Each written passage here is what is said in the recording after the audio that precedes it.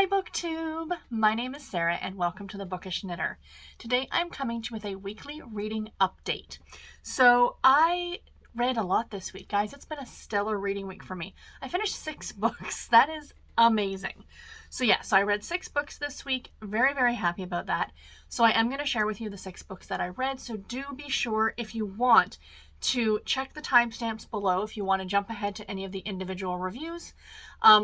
Jump around to the books that you are most interested in or what have you. I also am then going to share with you what I'm currently reading. And last but not least, I do have a bit of a book haul. I went to the thrift store yesterday and I picked up a couple things, and then I got a book in the mail, which was very exciting. A book that I had ordered, so it's not like it was a surprise or anything like that. But I did get some book mail, so I will be sharing that with you guys as well. So anyway, let's jump into the books that I read this week. And because there's 6 of them, I know sometimes I can go off on like tangents and talk about things, and some of the reviews can be a little bit longer. I'm going to try and keep them a bit shorter, more concise, if you will. We shall see how this goes. So the first book that I finished this week was Bombshell by Sarah McClain. I gave this book 4 stars. This is the first book in the Hell's Bells series, and I did listen to it on audio, and it was narrated by Mary Jane Wells. So, side note, I'm pretty sure I've talked about this before, but when I say I've listened to it on audio, it means I've listened to most or a good part of it on audio. I don't want to say most. It depends on the situation. I really tend to only listen to audio when I'm in my car, driving back and forth to work, or when I'm in a live show doing reading sprints. Those times when, or if I'm packing my lunch in the morning when I can't be holding a physical book. But if I'm just relaxing, like on a weekend, chances are I'm probably physically reading the book. So when I say I listen to it on audio, I did both. I listened to it on audio as well as read either the physical or digital book, but I want to, of course, talk about the narrator or mention the narrator if I did listen to it on audio, if that makes any kind of sense. So, Bombshell, first book in the Hell's Bells series. So, Sarah McClain has kind of created this entire world with her books. The Bare Knuckle Bastards series, which I think was a series of 3 books, and then there was another series, and then this series. They all kind of take place in the same London, Regency London, that Sarah McClain has created.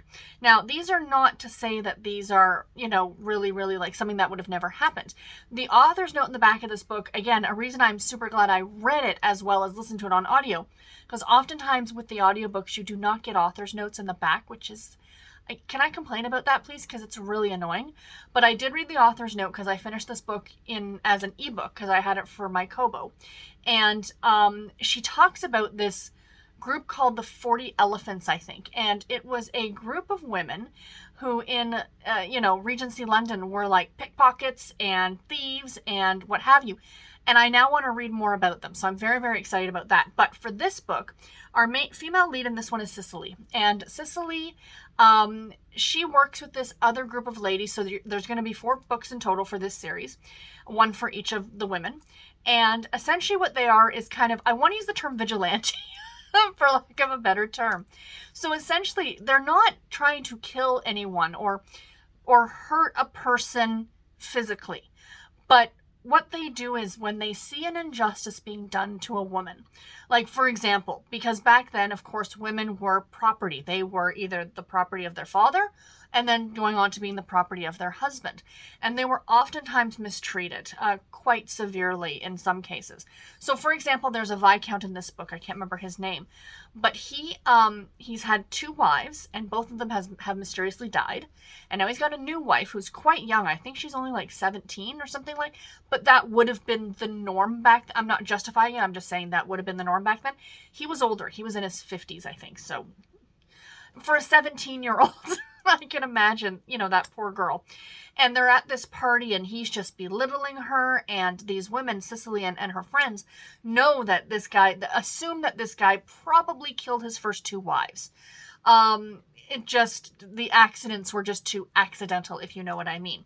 So what they do is they're out to kind of ruin him. And that's what they do is they try and find dirt on the person, or they try and do something to ruin their reputation to help the woman get away in a way. So yeah, I really liked it. So our male lead is Caleb, and he is an American. There's this whole backstory that there was a part in the book that made me go, oh, I wasn't expecting that, to deal with Caleb. But him and Cicely, of course, have a romance. And yeah, I mean, romance is at the heart of this book. It is a historical romance novel, but I loved the aspect of this kind of these four women being like vigilantes, like trying to help other women, and I thought it was delightful, and I cannot wait to read the rest of the books in the series. The next book that I finished, you guys, I absolutely love this one. It was Her Man of Honor by Teri Wilson. I gave this book 4.5 stars. It is book number 1 in the Love Unveiled series. So in this book, our female lead, Everly, is getting married. The book opens up on her wedding day. It's actually after it's the night of. And the book opens up with her actually sitting in her bathroom in the honeymoon suite at the... can't remember, the Plaza Hotel in New York. The entire book takes place in New York City. New York is definitely another character in this book. Much like if you've ever watched the TV show Sex and the City or Law and Order, New York becomes like another character. And she's eating cheese directly out of a can, putting it on crackers. Because the poor woman has just been left at the altar. And so anyway, she's been left at the altar, and so I've got a hair right on my nose that I can see. And her best friend Henry, he was her man of honor, hence the title of the book. And he comes up and he finds her, and they kind of talk, have a discussion. They split a bottle of champagne, never a good idea, spend the night together. Then he has to leave. Flash forward about 6 weeks, and, spoiler alert, Everly's pregnant. So the story kind of goes from there. The two of them have been best friends since college, and she's afraid of ruining the friendship, but Henry, on his own, has always kind of been in love with Everly, and yeah, this book was delightful. I mean, this was a Teri Wilson novel. She's shown so much in this book. You could totally tell that this was her. I've had the pleasure of being able to interview Teri Wilson a couple of years ago for the podcast, back when I was on the Categorically Romance podcast, and she is such a girly girl. She is such a all about the dresses and the jewelry and all the things, and just that very opulent, that very New York high-end kind of lifestyle. There is a cocker. Is it a cocker spaniel? The dog from Lady and the Tramp. Is that a cocker No, it's not a cocker spaniel. King Charles Cavalier. That's what it is. A King Charles Cavalier. Should remember that. The coronation is coming up in like a couple weeks. King Charles. And she ends up adopting this dog. And I think she actually names the dog Lady. That's why I was confused. Because she names the dog Lady. So there's a whole funny story about that. But Teri Wilson herself has that same dog. So follow her on Instagram. She's just an absolute delight. But anyway, this book was fantastic. Like I said, 4.5 stars. I really, really enjoyed it. There's going to be 2 more books in this series following Everly's 2 friends. Oh yeah, and all 3 of the friends work for a bridal magazine. Like, come on. Absolutely fantastic. Loved it. Next up, I finished Low Country Hero by Tobin, McClain. This book I gave 4 stars to as well. It's the first book in the Safe Haven series. I did have this out from the library, but I did partially listen to it on audio. Narrated by Tanya Eby. She is a very well-known narrator with a lot of the books published by Harlequin or HQN. She does a lot of like Susan Mallory or Susan Wiggs and a lot of their books as well, right? She is a great little narrator. I like her a lot. So anyway, this is the story of Anna and Sean. Word of warning going into this one, it deals a lot with spousal abuse. A lot. So this is the first in a 3-book series. So the 3 books are following these 3 brothers, Sean, and then his 2 brothers, Liam and Cash, I believe, if I'm remembering their names correctly. So this is Sean's story. And Anna has just arrived in Safe Haven in, is it South Carolina? South Carolina, with her 2 twin daughters. She's leaving an abusive situation. She has traveled across the country from Montana. She did vacation in Safe Haven when she was a child, so she remembers being close to the ocean and it being a very quiet, nice little community. So that's where she's going with her girls. So she meets Sean, and the story kind of goes from there. I don't want to give too much away. So there is an overarching plot line in this involving, I don't even want to say it. I don't want to say it because I figured it out. Like, I think you're meant to figure it out as the reader, that there's another secondary plot line going on in this book. So in the very beginning of the book, in the prologue, when Sean was only 13 years old, his mother had escaped to Safe Haven with her and his brothers. Or him and his brothers. And So after they'd been there for a few weeks, their father found them, and the father pretty much at gunpoint forced the mother into the truck and left the boys. And he took her. And this isn't giving away to, like I said, it's the plot, it's the prologue of the book, right? So he beats her just before death, and then dumps her on the side of the road. And this trucker finds her, and he nurses her back to health, but she has amnesia, she has no idea. And then when this trucker, she's with this trucker for years and years and years, 20 years. And, she has new memories, but she doesn't remember anything from before. And finally on his deathbed, he tells her that he told her he found her on the side of the road in the state of Maine, but it was actually, he's like, no, I found you outside this town of Safe Haven in South Carolina. So she heads back, and she has no idea who she is. She just knows this is where she came from. This is the last place she was seen. So that plot line of Sean, and they don't know it's their mother. That's what, they're all back living in this town, and this woman is now working as a waitress at this coffee shop. They don't know who each other is because she doesn't remember, and it's been so long. She actually had reconstructive surgery because she was beaten so badly. So that plot line will go throughout the 3 books is my assumption. I usually don't say this, but because it's only a 3-book series, read it in order if you're going to read it. But again, I don't generally do trigger warning stuff for people, but this I feel is a biggie. It does involve spousal abuse. So do be wary of that if that is something that might be triggering to you. The next book that I finished, this one was, let me put this book over here, was an absolute delight, was Peanut Butter Panic by Amanda Flower. This is the 7th book in the Amish Candy Shop Mystery Series. And this one was narrated. I did listen to this partially on audio, narrated by Rebecca Mitchell, who does all of the Amish Candy Shop books. I gave this one 4 stars. So yeah, the 7th book in the series, I can't say too much about what's happening in the series if you are reading this in order. But in this one, it takes place just right around Thanksgiving, and then kind of leads into the Christmas season a little bit. And there's a man, so one of the main characters in this series, her name is Margot, and she kind of runs the town. She runs the events of the town, let's put it that way. And she has put together this Thanksgiving celebration, but her mother is coming to town. She does not get on very well with her mother. Her mother's the former judge in town, and then she retired and moved to Florida, and she was much disliked. They found, the townsfolk found her to be very difficult. She wasn't a very forgiving judge. One of those who threw the book at you kind of an idea. So she brings her much younger boyfriend to this Thanksgiving celebration, and the boyfriend ends up dropping dead at the Thanksgiving celebration, and the story goes from there. So our main character, Bailey, is going to try and find out the whodunit. So the plot of this series itself is about Bailey King, who has, her father grew up Amish, but then left the church, and married her mother, who was not Amish, and they moved to New York, and then Bailey ended up going to school for culinary, and she became a very well-known chocolatier, so a candy maker. And then her grandfather got sick in this small town in Ohio where her grandparents ran this small candy shop, and she went down to help them. And then in the first book, the grandfather ends up dying, and she's trying to find out the whodunit. So that's where this series, the genesis, if you will, of this series comes from. But yeah, I really, really like this series a lot. I love the town of Harvest. I love the characters. Jethro, which is the pig, he literally is a character in this series. He is a very well-known character, and yeah, if you like cozy mysteries, give one of these a try, because they are just delightful. I absolutely love them. The next one that I finished was The Clue in the Crumbling Wall by Carolyn Keene. I gave this book 3.5 stars. This is book number 22 in the Nancy Drew Mystery Story series, the old Yellow Spine books, as I like to say.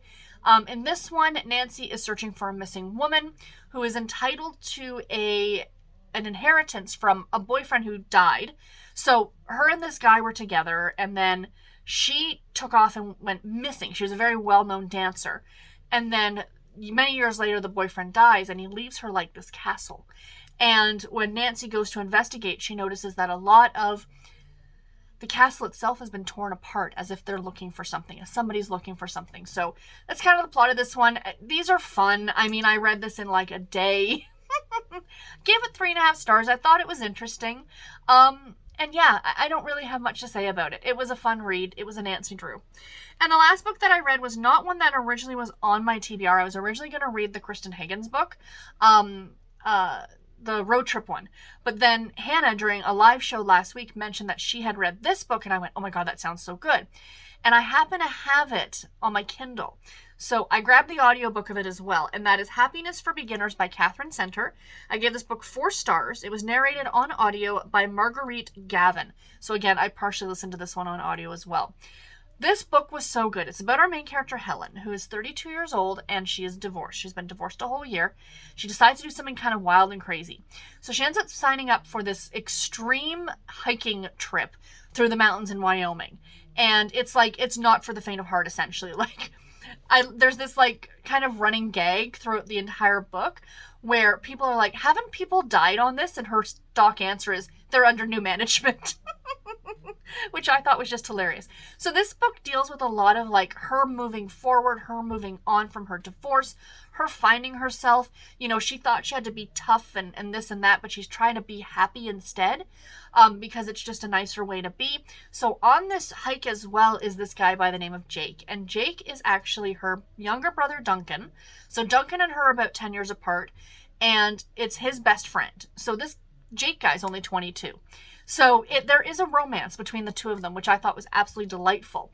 I love kind of that older woman kind of a romance. Like I like an age gap romance, and you'd often see age gap, but you often see a much like an older man to a younger woman. But I like when the script is reversed and you get an older woman and a younger man. And good on her. So anyway, I really like this. So both Helen and Jake have their own baggage, if you will, kind of going on this trip. They both have their own reasons for being there. And there are some really funny parts. There are some sad parts. There's something, this was going to get a 4.5 star. I'm going to say this now. This might be a slight spoiler, but I don't think it spoils too much. There is the death of a pet in this book. And I wasn't expecting it, and it was a natural death. Like, it wasn't like the animal was abused. But I did dock it a 0.5 star. I'm sorry. I think it's because I finished this on Friday.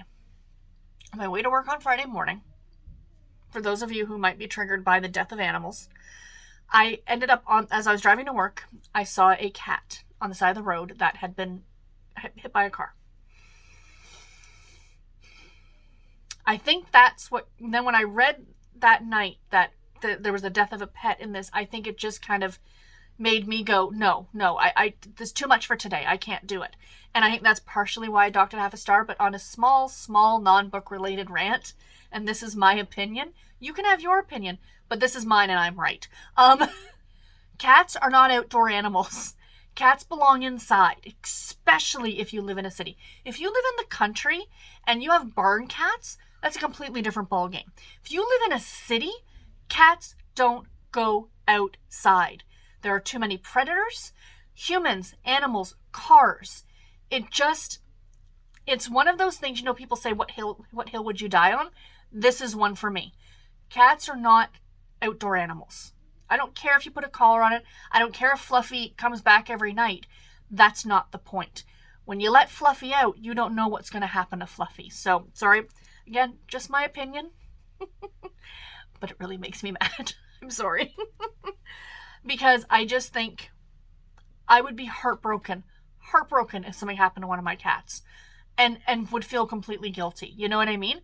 Or if I was a person who just merrily on my way was driving at night, and all of a sudden a black cat came running across the road, and I didn't realize, and there was nothing that I could do, I would have to, that would very, very, very much upset me.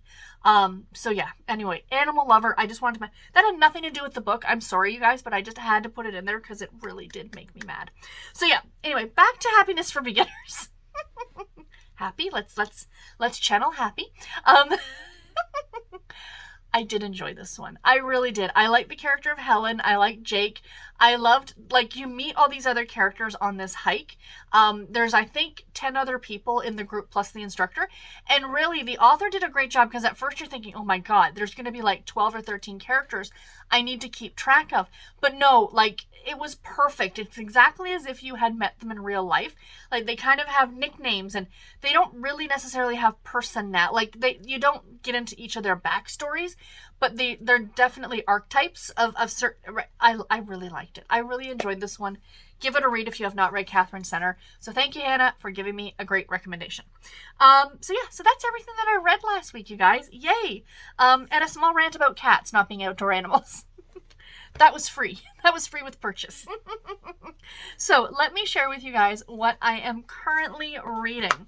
So I am still reading Her Darkest Secret by Jessica R. Patch. I am not quite halfway through this. I have not had a lot of reading time this weekend, you guys. I was really busy all day yesterday. And then today, right now as I'm filming this, it's about 20 after 1. So I started filming this about 1 o'clock. Garrett and I have been out since 9 a.m. We went out for breakfast, and then we went to a couple flea markets, and we're very disappointed. So, we went out, we did a few things. So anyway, I am still reading this. I'm hoping to get a good bit more read today. I am enjoying it.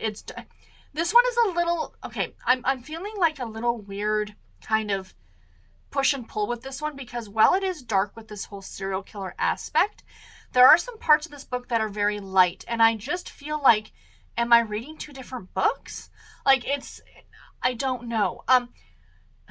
I don't want to DNF it, because I'm already halfway through it, and I do want to find out about the serial killer and all that stuff. But I am enjoying it, but it's not going to be a favorite. Let's put it that way. And then on the flip side, I am also reading an Amish book, and I am currently reading, reading the cover up here, Pinecraft Refuge by Leona Worth. I'm on chapter 5. I think I'm about 30-ish% of the way through this one.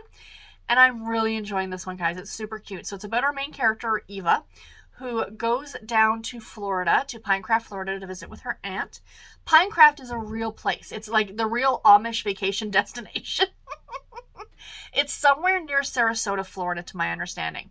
But Amish and Mennonite live within this community. So she goes down for this vacation for health reasons as well, because it sounds like she suffers from like maybe bronchitis or I don't want to say asthma, but definitely some sort of a lung issue, and maybe even allergies. I don't know. But she leaves the cold, winters up north and comes to Florida, and she meets a man by the name of Tanner, who's a single father, and there's going to be a romance between the two of them. He's, of course, Amish as well. And yeah, so far it's super, super cute. I love the fact that the Amish story is set in Florida. That's what really drew me into this one. But yeah, so far I am really enjoying this one. I'd actually like to get this one done today, if at all possible. So we shall see.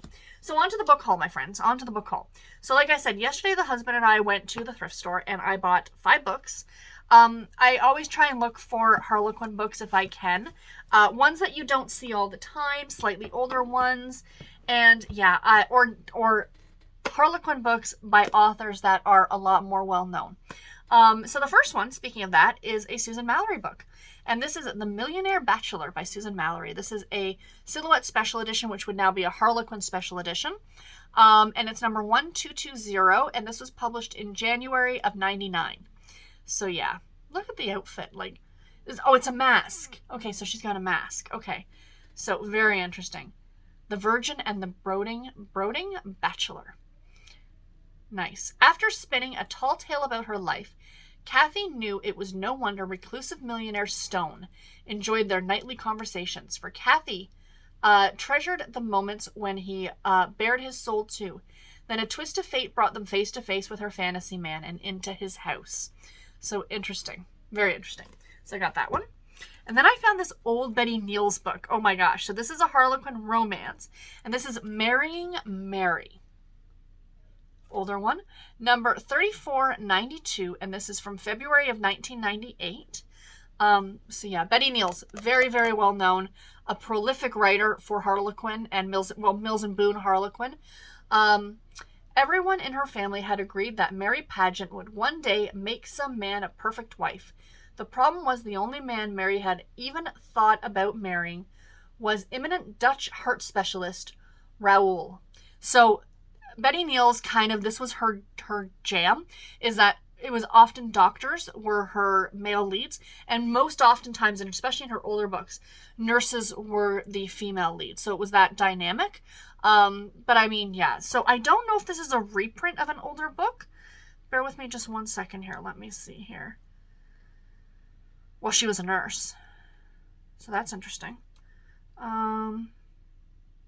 No, copyright 19. Yeah, no, this was first publication. Betty Neal spent her childhood and youth in Devonshire, England, before training as a nurse and midwife. She was an army nursing sister during the war, I'm assuming World War II, married a Dutchman and lived in Holland for 14 years. She lives with her husband in Dorset and has a daughter and a grandson. Her hobbies are reading, animals, old buildings, and writing. Betty started to write on retirement from nursing, incited by a lady in a library bemoaning the lack of romance novels. That is delightful. I had no idea. I know she's no longer with us. I mean, if she was a nurse in WW2, she's sadly no longer with us. But to spend her retirement writing for Harlequin and becoming such a huge name, Mills and Boon Harlequin, that's pretty spectacular. Next, I got a Silhouette romance novel. So Silhouette is no longer being published. They were bought out by Harlequin many, many, many years ago. And then Harlequin did away with all the Silhouette books. And some of them, like the special edition, merged into the Harlequin line. But other ones, like the romance line, unfortunately left us. Now, these ones, I've heard a lot of people mention that they were some of the first category romances that people read, because even at a young age, like 13, 14, 15 years old, when you're starting to read, you want to read more adult books. These were always sweeter romances. There was never any adult content in these. And they're delightful. And I really did like the Silhouette romance line. So this is The Rancher Takes a Family by Judy Christenberry, part of the Western Weddings series. So there's the cover. I always pick these up if I see them because they're usually hard to find. Recently widowed rancher John Ritchie had sworn off women, but he'd do anything for his baby daughter, even remarry. After all, little Betsy was crying out for a mom and he needed help. His foreman's niece seemed the perfect choice for a platonic wife until he met her. So yeah, that sounds absolutely delightful. I do really like Judy Christenberry. I think this came out this was 1830, number 1830. It came out in September of 06. I think she passed away a number of years ago, so I don't think she's with us anymore, but she wrote some really great books. Next up, we have a Love Inspired. I just really like these ones. I like the covers of these ones. This one looked really springy and pretty, and it's The Texas Rancher's New Family by Ali Pelletier, I think. So there's that one. Definitely well read and well loved. Tess Buckton returns to the Blue Thorn Ranch from Australia, badly needing Texas comfort. But the outback follows her home when celebrity Aussie horse trainer Cooper Pine rents the ranch next door. So yeah, that sounds really good. Oh, kind of wish it took place in Australia. Because that would be fun. But yeah, so there's that one. And then last but not least, I saw this one. I said to my husband, oh my gosh. Again, one of those ones that you don't find very often. So this is a Silhouette Shadows book. And to find these out in the wild are quite spectacular. So this was a line that did not run for very long. But these were like nocturnal, like the Nocturne line for Harlequin. But, excuse me, these were paranormal, spooky kind of books. Like, I mean, look at the cover. Like, that's a bird. You know, there's the eye and the beak. So this is The Prince of Air and Darkness by Janine Rose. The Highland villagers warned that Black Brooch was no place for a foreign visitor, but Caitlin Montgomery paid their fearful mutterings no heed, for something in these broken stones spoke to her soul. It was as if the ruined castle were the gateway to the world of the ancient ones, the fairies and demons that had once ruled this land. I mean, yeah, these are not normally my jam, but if I see them, I pick them up because they are spectacular to find these ones. And as a collector, it's pretty much the reason why. And the last book was the one that I got in the mail. I am certain, I'm not sure if I read this already, but I might have started it. It's a chunker. I don't know if I want to read this in October or November for Nonfiction November. I did have this edition. I don't know what happened to it. I'm really upset because I had bought it new, back from Book Depository, back when Book Depository was still like a thing. It's now, I'm sure a lot of you have heard the news, Book Depository is no more. And I was going to order this off of there again, but it was, I think, almost $30. And then I went on AbeBooks and I found a used copy for like $5 plus $5 to ship. So totally reasonable. So I had to get it. So again, I don't know whether I'm going to read this for Nonfiction November or in October. It might be one that I decide to read in October, but slowly read it throughout the entire month. And that is The Invention of Murder by Judith Flanders. How the Victorians reveled in death and detection and created modern crime. This is right in my wheelhouse. You wouldn't think it is, but this is right in my wheelhouse. Sorry, the words are small. In this fascinating exploration of murder in the 19th century, Judith Flanders examines some of the most gripping cases that captivated the Victorians and gave rise to the first detective fiction. So yeah, I am really excited about this. Again, this is a used copy. It's not in that bad condition. Okay, I can take that out of there. That's my, whatever. But there's like images in here, This is available on audio, so I might kind of, piggyback on it and listen to a little audio. So yeah, again, this is in my wheelhouse. I'm kind of obsessed with the Victorians because they were different. I did read by Teresa O'Neill. I read the Victorian book that she wrote about what would happen if you suddenly found yourself in Victorian England as a woman, how you would dress, how your life would be, blah, blah, blah, blah, blah. Stuff like that. And then she wrote another one about being a parent in Victorian era. I really think there was so much change that happened in the Victorian times. If you look at the start of the Victorian times to the very end, so much change happened for those people. And yeah, and I'll be honest, I had to have the UK edition because I really love the UK edition. I'm not such a big fan of the North American edition, so that's why I ended up ordering this one. Anyway, I'm rambling now, you guys. So that is it. As I knock stuff over. I don't have any crafty stuff to show you, mainly because I didn't bring it in with me.